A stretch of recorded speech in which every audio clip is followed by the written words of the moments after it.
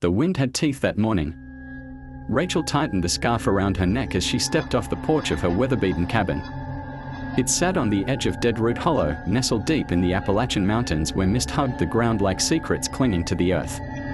She lived alone, save for her hound Jasper and the distant company of mountain sounds, owls, coyotes, and the occasional unsettling silence. Rachel had always felt something off about Deadroot Hollow. The trees grew at strange angles. Birds wouldn't nest in certain groves. And at night, she'd sometimes hear whispers that didn't belong to any living creature she knew. But she'd grown up in these hills, raised tough by a grandmother who warned her to respect what you don't understand. On this particular morning, something was different. The stillness wasn't just silence, it was expectant. As she reached the edge of the creek that split her property, she saw boot prints in the mud. They weren't hers, they were fresh, deep, and wide apart, like someone had been running. Jasper growled low, ears pulled back. He never growled unless there was a reason.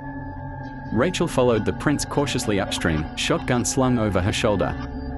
They disappeared into a thicket, and just beyond it, something shimmered in the underbrush. She knelt, brushing aside the ferns.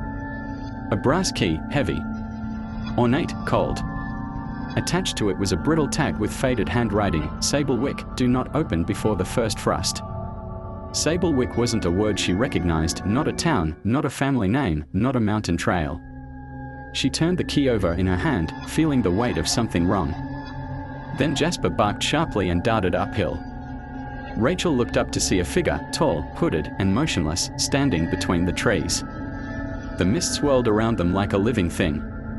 When she blinked, the figure was gone. She rushed back to the cabin, bolting the door behind her. That night, sleep wouldn't come. The key sat on the kitchen table, demanding attention. At 2:14 a.m., a single knock echoed through her cabin. Not 3. Not 2. Just 1. By the time she opened the door, no one was there. But lying on the porch was a yellowed envelope. No stamp. And no name. Just one word scrawled across the front in shaky ink, return.